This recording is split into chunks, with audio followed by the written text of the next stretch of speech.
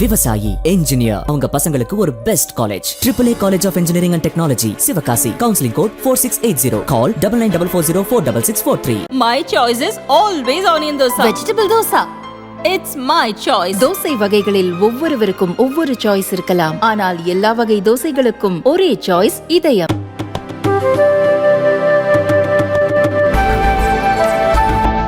கள்ளச்சாராயம் இதுதான் இன்றைக்கி ஹாட் டாப்பிக்காக இருக்கக்கூடிய விஷயம். இதையும் நடுங்கக்கூடிய வகையில் நம்ம விஷுவல்ஸ்லாம் பார்த்துட்டு இருக்கோம்.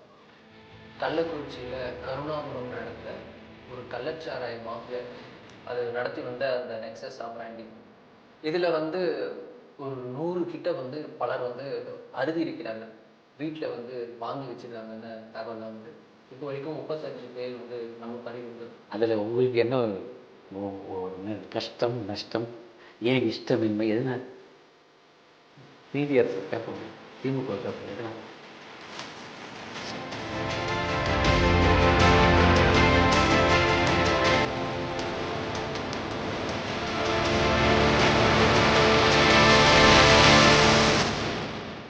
இது குற்றச்சாட்டு இல்லை சார். இது ஏன் உண்மைங்கிறதுக்கு காரணம், இத்தனை பேரும் வாங்கின காசை பையில் வச்சுட்டு சும்மா இருந்துட முடியுமா? வாங்கி எம்எல்ஏக்கு பங்கு வைக்கணும், எம்எல்ஏ அமைச்சருக்கு பங்கு வைக்கணும், அமைச்சர் அறிவாலயத்துக்கு பங்கு வைக்கணும்ல. அந்த கள்ளச்சாராய காட்சிபவர்கள் எம்எல்ஏக்களுக்கும் அமைச்சர்களுக்கும் கப்பம் கட்டணும், பணம் கொடுக்கணும், ஷேர் பண்ணணும்.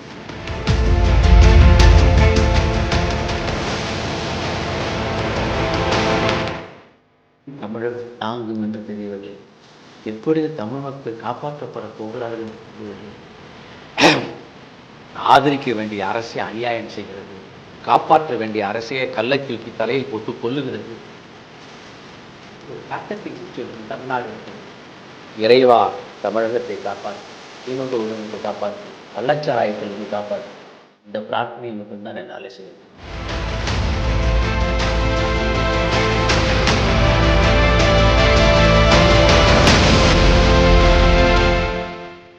திடீரெனே கூட்டத்துக்குள்ளே பூந்துக்கிட்டு தேடுற மாதிரி தேடலாம்ல, அந்த மாதிரி தேடுகிறார்கள் இப்போது.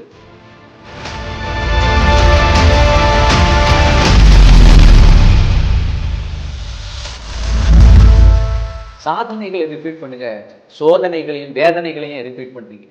ஆனாலும் மேக்னெட் அவங்ககிட்ட தானே தொடர்ந்து ஜெயிச்சுக்கிட்டே வர. தமிழ்நாட்டின் சாபத்து.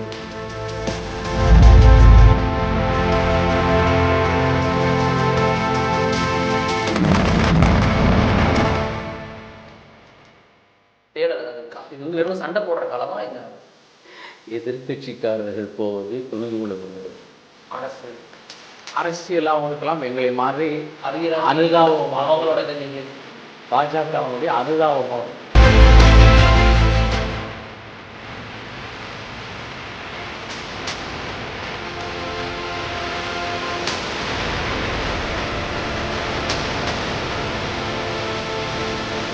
நேர்களே வணக்கம், இது சாணக்கியா, நான் உங்கள் அருண்.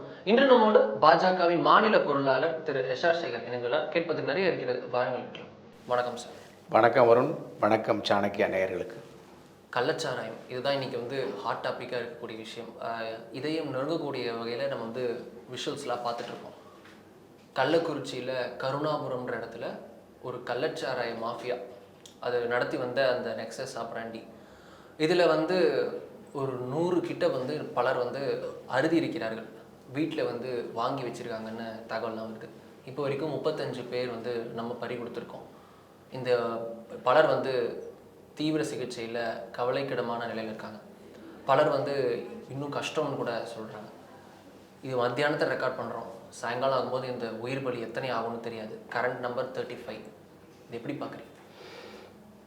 நீங்கள் ஹாட் டாபிக்னு சொன்னீங்க, எனக்கு இது ஹார்ட் பிரேக்கிங் டாபிக். கள்ளக்குறிச்சி, கள்ளச்சாராயம், கருணாபுரம், கழகம் எல்லாமே காணால் வருது.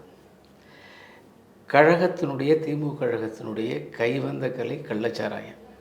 போன வருஷம் மே மாதத்தில் செங்கல்பட்டு, விழுப்புரம் இந்த மாவட்டங்களில் கிட்டத்தட்ட 19, 20 பேர், 25 பேர் வரையிலும் போயிருக்காங்க. 20க்கு மேற்பட்டோம். நீங்கள் சொல்லுகின்ற போது 100 பேருக்கு மேலே வாங்கியிருக்காங்க, ஸ்டாக் வச்சுருக்காங்க அப்படின்னா ப்ரொஃபஷனலாக அந்த சாராயம் அங்கே காய்ச்சப்படுகிறது, ப்ரொஃபஷனலாக அது விற்கப்படுகிறது, பேரலாக சாராய கடைக்கு சமமாக அங்கே வந்து போகிறார்கள். அது மட்டும் இல்லை, அது சாதாரணமாக உடனடியாக ஒரு சம்பவம் அல்ல, நீண்ட காலமாக நடக்குது. இதெல்லாம் நான் சொல்லலை, இது சொன்ன சம்பவத்தை வச்சு பார்க்கும்போது அப்படி தான் தகவல்கள் ஒன்று எமர்ஜ் ஆகிறது. அப்படி சாதாரணமான அப்சர்வேஷன் இது. அப்போ என்ன அர்த்தம்? திமுக ஆட்சியில் கள்ளச்சாராயம் நல்ல சாராயம் இல்லை, அரசாங்க சாராயத்துக்கு சமமாக ஓடிக்கிட்டு இருக்கு அப்படிங்கிறது தெரியுது. நான் இந்த கமெண்ட் எல்லாம் விட்டுறேன்.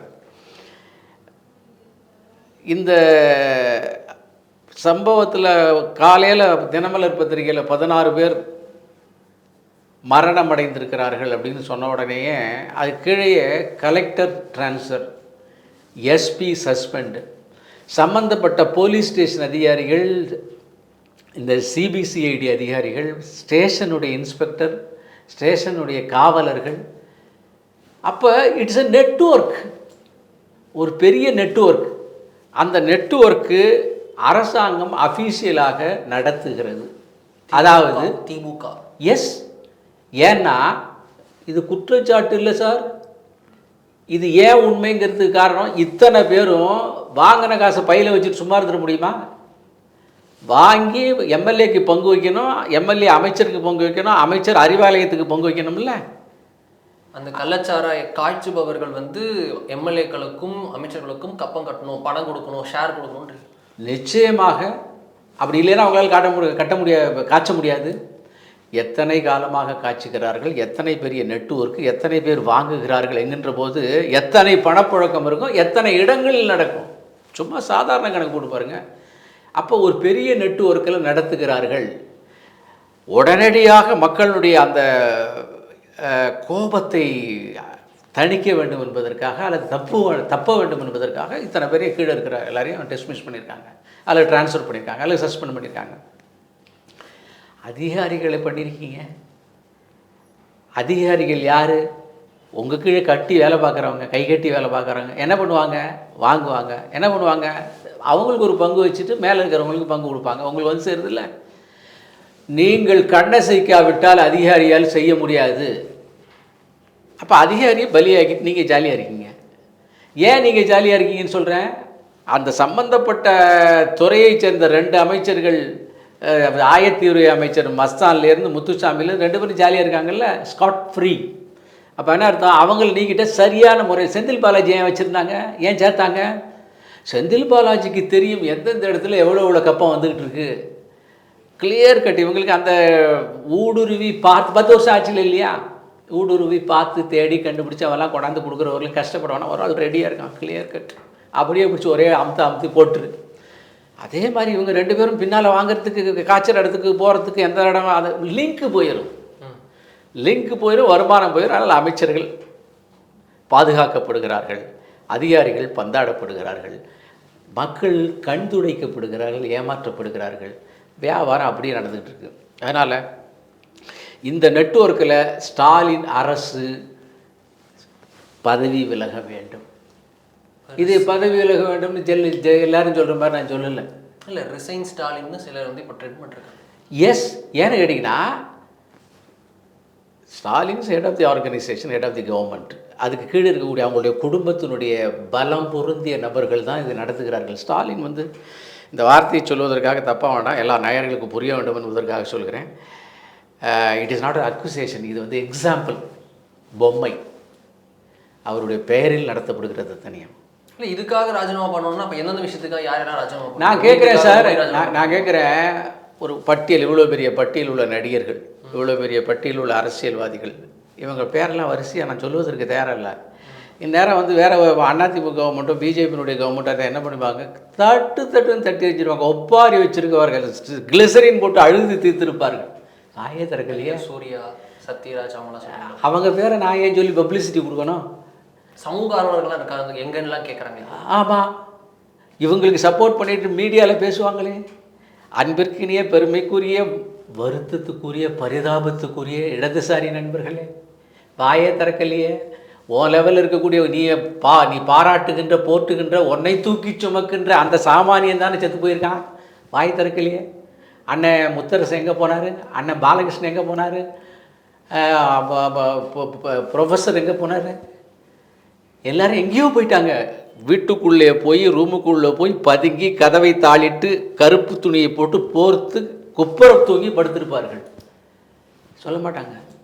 அதனால் இப்படிப்பட்ட ஒரு மிகப்பெரிய அநியாயம். இந்த சாயந்தரம் இந்த உங்களுடைய ஒளிபரப்பு வருகின்ற போது எத்தனை பேர் வருவாங்கன்னு தெரியாது. ஒரு கிட்டத்தட்ட ஒரு 30-35 பேர் உயிருக்கு போராடி கொண்டிருக்கிறார்கள், 100 பேர் ஆஸ்பத்திரியில் இருக்காங்கன்னு தகவல் இந்நேரம் கரண்ட் தகவல் வருகிறது.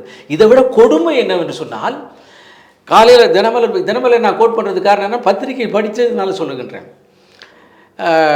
நேற்றைக்கு இரவே முந்தா நாள் இரவே இந்த பாதிக்கப்பட்டு வாந்தி எடுத்து ரத்த வாந்தி எடுத்து ஆஸ்பத்திரிக்கு போனால் சாராயங்கிறதுனால அட்மிட் பண்ண மாட்டேங்கிறாங்களா, வீட்டுக்கு வந்து மறுநாள் காலையில் போய் செத்து போயிருக்கான். அந்த ஆபத்தில் கூட அரசு மருத்துவமனையை ஆதரவு அளிப்பதற்கு தயார் இல்லை. அதுதான் கவர்மெண்ட்டினுடைய நெட்வொர்க் அவ்வளோ தூரத்துக்கு இருக்குது. தட் மீன்ஸ் மக்களை பற்றி கவலையே இல்லை, மக்களை பற்றி கவலையே இல்லை. அதனால் சாராயச்சாவுகளை வந்து அரசு ஆஸ்பத்திரியை வந்து அட்மிட் பண்ணி பாதுகாக்க தவறிவிட்டது. அதனால் அந்த பேஷண்ட்டு காப்பாற்றப்பட்டிருக்க வேண்டிய பலர் உயிர் பலியாகி இருக்கிறார்கள். இது அராஜகத்தின் எல்லை, மனித உரிமை மீறலுடைய எல்லை, மனிதாபிமானம் புறக்கணிக்கப்பட்டதனுடைய மிகப்பெரிய உதாரணம் இது. இந்த அரசு ராஜினாமா செய்ய வேண்டும். மாரல் கிரவுண்ட்ஸ், மாரலுக்கு உங்களுக்கு சம்மந்தம் இல்லை. மாரல்லாம் என்னென்னே தெரியாது உங்களுக்கு. மாறுகின்றவர்கள் இவர்கள், அந்த மாரல் தான் உங்களுக்கு தெரியும். எனவே தமிழ்நாட்டினுடைய அத்தனை மக்களும் கண்டிக்கப்பட வேண்டும். இதெல்லாம் ஒரு பக்கம் அரசியல் ரீதியாக நம்ம கமெண்ட் கொடுத்தா கூட, இன்னொரு பக்கம் அரசாங்கம் சாராய ஆலை வைத்து சாராய கடைகளை நடத்துகிறது. அதுக்கு முதலில் சொல்லப்பட்ட காரணம் கள்ளச்சாராயம் இருக்குது, அதனால்தான். இப்போ கள்ளச்சாராயத்தையும் அரசாங்கத்தில் இருக்கக்கூடியவர்கள் பேரலாளாக நடத்துகிறார்கள் என்ற உண்மை வெட்ட வெளிச்சமாகிவிட்டது. ஒரு பெரிய ஆபத்துக்கு மேலே இன்னொரு மிகப்பெரிய ஆபத்து இப்போ ரெண்டாவது வந்திருக்கு. எப்படி தமிழகம் தாங்கும் என்று தெரியவில்லை, எப்படி தமிழ் மக்கள் காப்பாற்றப்பட போகிறார்கள் என்று தெரியவில்லை. ஆதரிக்க வேண்டிய அரசை அநியாயம் செய்கிறது, காப்பாற்ற வேண்டிய அரசையை கல்லை தூக்கி தலையில் போட்டு கொல்லுகிறது. எப்படிப்பட்ட ஒரு பேத்தட்டிக் சிச்சுவேஷன் தமிழ்நாடு இருக்கிறது. இறைவா தமிழகத்தை காப்பாற்று, திமுகவிடமிருந்து காப்பாற்று, கள்ளச்சாராயத்திலிருந்து காப்பாற்று, இந்த பிரார்த்தனையை மட்டும்தான் என்னால் செய்ய முடியும். இதில் வந்து பார்க்குறோம், திமுக வந்து அவங்களும் நடவடிக்கை எடுத்திருக்காங்க. முதல்ல வந்து இது கள்ளச்சாராய மரணமே இல்லை அப்படின்ட்டு கலெக்டர் பேட்டி கொடுக்க, அப்புறம் கள்ளச்சாராய மரணம் என்ன சிஎம்மோட அஃபிஷியல் ஸ்டேட்மெண்ட்டில் கள்ளச்சாராயம்ன்ற வார்த்தை இருந்தது. முன்னாடி விஷச்சாராயம்னு சொல்லப்பட்டது, அது அப்படி மாதிரி கள்ளச்சாராயம்னு முதல்வரே சொல்கிறாரு, ட்வீட் போட்டிருக்காரு. அதை தாண்டி பார்க்குறோம், இப்போது அமைச்சர்கள்லாம் போகிறாங்க, நிவாரணம் அறிவிக்கப்பட்டிருக்கு. திரு உதயநிதி ஸ்டாலின் அவர்களே நேரடியாக சொல்கிறாரு. ஸோ இப்படி போகிறாங்க. ஆப்போசிஷனும் பார்க்குறோம், திரு இபிஎஸ் அவர்களும் போகிறாரு, திரு அண்ணாமலை அவர்கள் போகிறாரு, பிரேமலதா விஜயகாந்த் அவர்கள் போகிறாங்க. இது மாதிரியும் பார்க்குறோம். இது வந்து ஒரு கான்ஃபரன்டேஷனுக்கான கிரவுண்டா இல்லை தீர்வுக்கான ஒரு தேடல் ஏதாவது இருக்கா? இது வந்து வெறும் சண்டை போடுற களமா? என்ன எதிர்கட்சிக்காரர்கள் போவது புரிந்து கொள்ள முடிகிறது. அரசியலாகவும் இருக்கலாம், எங்களை மாதிரி அனுதாபம், அவங்களோட இதை நீங்களே சொல்லுவீங்க, பாஜகவினுடைய அனுதாபமாக இருக்கலாம். ஒரு இளைய தளபதிங்கிற வார்த்தை சொல்ல மாட்டேன், ஒரு dynamic daredevil youngster BJP president. அவர் உடனடியாக இன்னைக்கு எக்கச்சக்க ப்ரோக்ராம் இருக்குது, நாளைக்கு யோகா டே, அதெல்லாம் 22 போராட்டத்தை தெரிவிச்சுக்க 22ஆம் தேதி. ஆமாம், அதனால் உடனே கிளம்பி போகிறாரு. ஏன்னா மக்களுடைய பிரச்சனை, அதுக்கு ஒரு அனுதாபம். சாதாரணமாக அவர் நேற்று கூட ஒரு உடல் ரீதியாக பாதிக்கப்பட்ட ஒரு இளைஞர் வெளியே நின்றுக்கிட்டு இருந்தார். உடனடியாக வெளியே வந்து அவங்களை கூப்பிட்டு ஒரு Annamalai is very different leader. இதயபூர்வமாக எல்லாத்தையும் செய்யக்கூடியவர். அதனால் அங்கே போயிருக்காரு. இபிஎஸ் பொறுத்து முடிந்த அரசியல், மற்ற கருப்பு அரசியல். திமுக போகவில்லை என்று சொன்னால் மக்களுடைய பார்வையிலாலே எரிக்கப்படுவார்கள், மக்களுடைய வயிற்றெரிச்சலே அவங்களை பாதிக்கும். அதனால் கூட்டத்தில் வேகமாக போய் நான் தான் காமிச்சிட்டு திருடனே கூட்டத்துக்குள்ளே புகுந்துக்கிட்டு தேடுற மாதிரி தேடலாம்ல, அந்த மாதிரி தேடுகிறார்கள் இப்போது. யாரை சொல்கிறீங்க? திமுகவை. அதனால தான் போகிறார், உதயநிதி போகிறார். அவங்க எதுக்கு அங்கே போகணும்? அங்கே போகின்ற சூழ்நிலையை உருவாக்காமல் இருந்தாலே போதுமே. அதே மாதிரி இன்னொரு துறை போன மே மாதத்தில் விழுப்புரத்துலேயும் செங்கல்பட்டுலேயும் நடந்த விஷயத்த அரக்கோணத்தில் நடந்ததை இந்த தடவை மறுபடியும் 12 மாதத்தில் ரிப்பீட் பண்ணியிருக்காங்களே. சாதனைகளை ரிப்பீட் பண்ணுங்கள், சோதனைகளையும் வேதனைகளையும் ரிப்பீட் பண்ணுறீங்க. ஆனாலும் மேண்டேட் அவங்ககிட்ட தானே தொடர்ந்து ஜெயிச்சுக்கிட்டே வராங்களே. அது தமிழ்நாட்டின் சாபக்கேடு, தமிழ்நாட்டின் சாபக்கேடு. அந்த சாபக்கேட்டை இந்த மக்கள் உணர்ந்து என்ற ஒரு நாள் திருந்து வரலாம். எல்லாரையும் நான் சொல்லலை, ஏதோ ஒரு அதில் ஒரு அரசியல் இருக்குது. அந்த அரசியல் பேசுவதற்கான நேரம் அல்ல இது. அதனால் திராவிட முன்னேற்றக் கழகம் கூட்டத்திலே புகுந்து திருடனை தேடுகிறார்கள், திருடியவர்களே. எதிர்க்கட்சிக்காரர்கள் திருடனை தேடுவதற்காக போகிறார்கள். பாஜக திருடக்கூடாது என்பதற்காக, திருட்டு இருக்கக்கூடாது என்பதற்காக, ஒரு மாற்றத்திற்காக, ஒரு ஆறுதலுக்காக சென்றிருக்கிறது. எனவே இந்த கள்ளச்சாராயம் எனக்கு என்னவோ நம்பிக்கை இல்லை. நான் ஐ எம் நாட் பெசிமிஸ்டிக், நான் மிகப்பெரிய ஆப்டிமிஸ்டிக். ஆனால் திமுகவினுடைய ஆட்சி காலத்திலே அது எந்த ஒரு மிகப்பெரிய ஆப்டிமிஸ்ட்டு கூட வராது ஆப்டிமிசம். ஏன்னால் இவர்கள் இந்த தொழிலை செய்து இதிலும் காசு சம்பாதிக்க வேண்டும் என்று விருப்பப்படுபவர்கள். அதனால் அந்த எண்ணம் அவர்களிருந்து போகாது. அதனால் சாராயமும் போகாது, வேதனைகள் போகாது. ஆட்சி போகின்ற போதுகள் தான் இவையெல்லாம் போகும். இந்த கள்ளச்சாராயம் மாதிரி இன்னொரு விஷயம் பூதாகரமாக மாறினது அப்படின்னா, இந்த விஷயம் வருவதற்கு முன்னாடி பார்த்தோம் அப்படின்னா, திரு சந்துரு அவர்களுடைய அறிக்கை, ஓய்வு பெற்ற நீதியரசர் அவர் தலைமையில் பள்ளிகளில் இருக்கக்கூடிய ஜாதிய தீண்டாமை உள்ளிட்டவற்றை கட்டுப்படுத்துவதற்கான ஒரு ஒரு ஒரு ஓய்வு பெற்ற நீதிபதி தலைமையிலான கமிஷன் அமைக்கப்பட்டது. அவர் தான் தலைமை தாங்கினார். ஸோ அவர் கொடுத்த ரிப்போர்ட் இன்றைக்கி ரொம்ப பூதாகரம் இருக்குது. அதில் சொல்லப்பட்ட ஒரு 10 பாயிண்ட் பரவலாக விவாதத்திற்கு மாறியிருக்கு. அதில் முக்கியமாக சொல்லணும் அப்படின்னா, ஸ்கூலுக்கு போகிற பசங்க கையில் கயிறுகள் கட்டக்கூடாது, வண்ண கயிறுகள் கட்டக்கூடாது அப்படின்னு அது கூட சேர்த்து இன்னொன்று சொல்கிறாங்க, திலகம் இடக்கூடாது, பொட்டு வைக்கக்கூடாது அப்படின்ற விஷயம் வந்திருக்கு. இதை பாஜகவில் திரு ஹெச் ராஜா சீனியர் லீடர் அவங்க கட்சியில் அவர் நேற்று இருந்த ப்ரெஸ் மீட்லேயே கண்டனம் தெரிவித்திருந்தார். திரு அண்ணாமலை அவர்களும் கடுமையான கண்டனங்களை தெரிவித்திருந்தார். இதில் ஏன் இப்படி ஒருப்பட்ட ரிப்போர்ட் வந்தது? இந்த ரிப்போர்ட்டை நீங்கள் ஏதாவது பார்க்குறீங்களா, எப்படி பார்க்குறீங்க? இது வேதனைக்குரிய மோசமான கேவலமான ரிப்போர்ட். இந்துக்கள் எவ்வளவோ சோதனைகளை தாங்கியிருக்கிறார்கள். அவுரங்கசீப் காலத்திலிருந்து, அய்யூப் கான் காலத்திலிருந்து, பாபர் காலத்திலிருந்து, கில்ஜி, அலாவுதீன் கில்ஜி காலத்திலிருந்து எத்தனையோ படையெடுப்புகள் 300 ஆண்டு காலங்கள் இந்த நாடு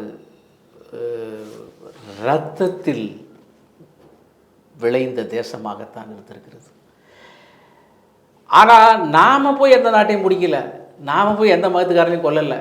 இன்னும் மாறாக சொல்ல போனால், குஜராத்தில் இருக்கக்கூடிய ஒரு மன்னன் வந்தவங்களுக்கு இடம் கொடுத்து இந்து மக்களிலிருந்து ஒரு 50 பேரை கொடுத்து நீ வச்சுக்க, அவங்கள வச்சு உன்னுடைய மதத்தை பெருக்கிக்கொள் என்று சொல்லி அதற்கான சாசனங்கள் எல்லாம் எழுதி தந்ததாக வரலாறு இருக்குது. இன்றைக்குமே அதுதானே, இன்றைக்குமே 1% 1/2% இருந்தது இந்த நாடு பிரிக்கப்படுகின்ற போது, பாகிஸ்தான் பிரிக்கப்படுகின்ற போது. ஆனால் இன்றைக்கு இஸ்லாமியர்களுடைய எண்ணிக்கை எவ்வளோ இருக்குது?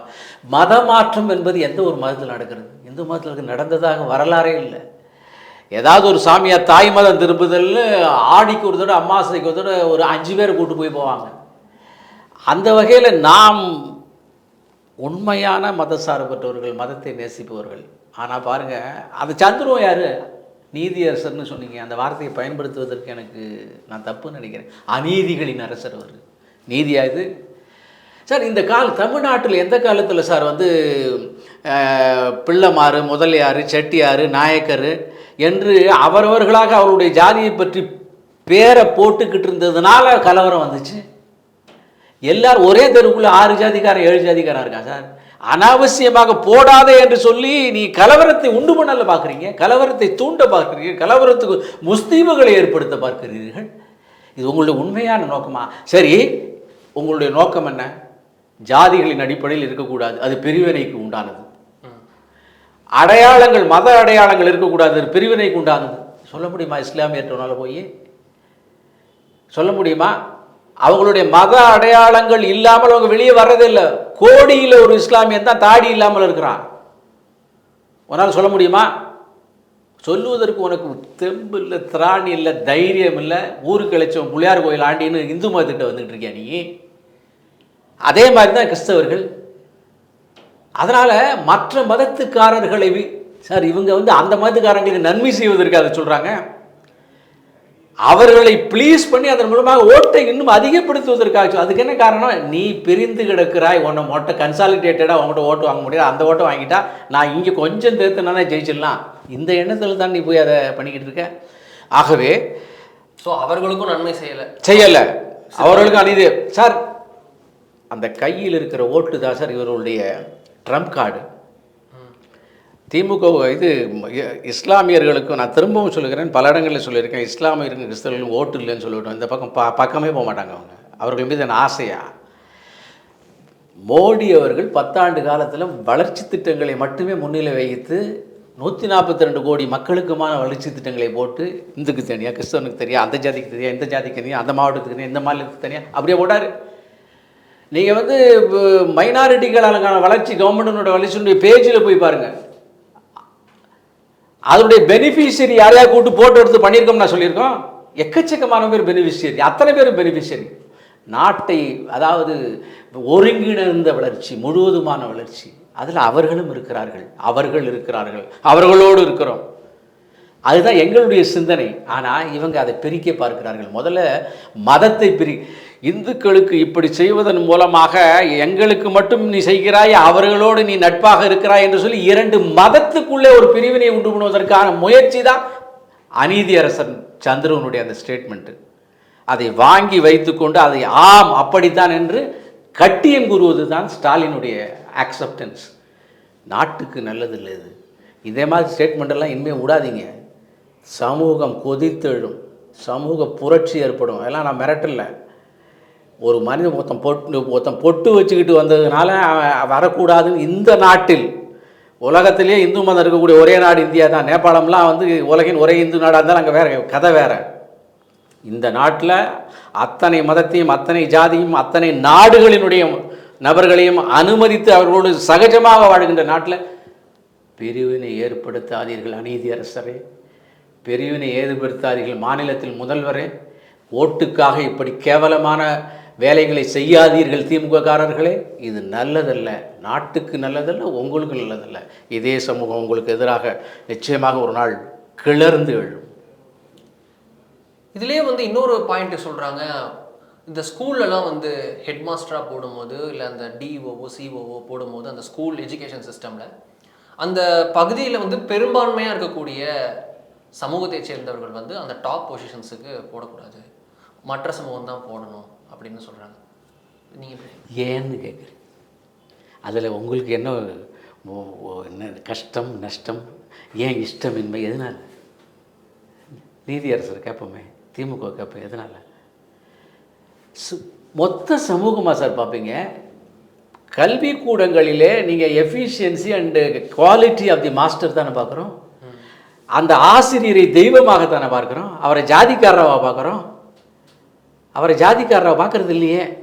அப்போ அங்கே போய் இந்த சமூகத்துக்காரன் இருக்கக்கூடாது. அதில் என்ன வந்து கோட்டா, அதில் என்ன ஒதுக்கீடு, அதில் என்ன புறக்கணிப்பு? எவ்வளவு கேவலமான சிந்தனை, எவ்வளவு தரம் தாழ்ந்த சிந்தனை, எவ்வளவு சமூகத்துக்கு எதிரான சிந்தனை.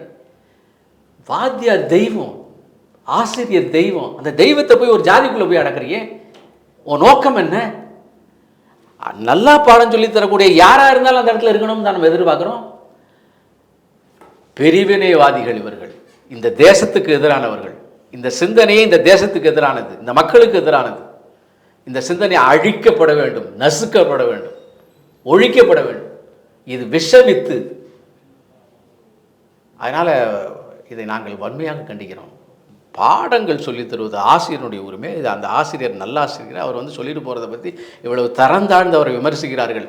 தமிழ்நாட்டின் ஆசிரியர் குலம், தமிழ்நாட்டின் ஆசிரியர் குழுமம், இடது வலது நடு மேலே கீழே பக்க என்று இல்லாமல் அத்தனை பிரிவைச் சேர்ந்த ஆசிரியர்களும் இந்த ரெக்கமெண்டேஷனுக்கு எதிராக கிளர்ந்து எழ வேண்டும். நீங்கள் ஓப்பன் கோரிக்கையாக முன்னாடி கிளர்ந்து எழ வேண்டும். இது அவர்களுக்கு இழைக்கப்பட்ட அநீதி, அவர்கள் மீது சுமத்தப்பட்ட அநியாய குற்றச்சாட்டு. இந்த ஜாதிய ரீதியாக டீச்சர்ஸ் இருக்காங்கன்னு சொல்கிறதே இருக்குன்னு சொல்ல மிகப்பெரிய அநியாயமான குற்றச்சாட்டு. ஆசிரியர்கள் நடுநிலையானவர்கள், ஜாதியை பார்த்தவங்க போதிப்பதில்லை. அதனால் அதற்கு என்ன சொல்லலாம், அதற்கு ஒரு காரணத்தை தேடி செய்த இந்த ரெக்கமெண்டேஷன்ஸ் அவர்கள் புறக்கணிக்க வேண்டும், எதிர்க்க வேண்டும். ஸ்கூல் பேர்லாம் ஜாதி அடையாளம் இருக்கக்கூடாது அப்படின்னு ஒரு பரிந்துரை இருக்குது. ஸ்கூல் பேரில் ஜாதி இருக்கக்கூடாது, சரி ஓகே. மத பேர் இருக்கலாமான்ற விவாதம் வந்திருக்கு. நமது தலைமை ஆசிரியர் பாண்டே அவர்கள் கூட நேற்று அவருடைய பாண்டே பார்வை நிகழ்ச்சியில் இந்த கேள்வியை எழுப்பியிருந்தார். மத அடையாளம் இருக்கலாம், ஜாதி அடையாளம் இருக்கக்கூடாதான்றது. இதை நீங்கள் எப்படி? மறுபடியும் ஒருதலை பட்சமான ஒரு சார்பான இரண்டு மதங்களுக்கு ஏற்கனவே இருக்கிற நல்லிணக்கத்தை ஒழிப்பதற்காக ஓட்டு அரசியல். இது எக்கச்சக்க கிறிஸ்டியன் ஸ்கூல் இருக்குது.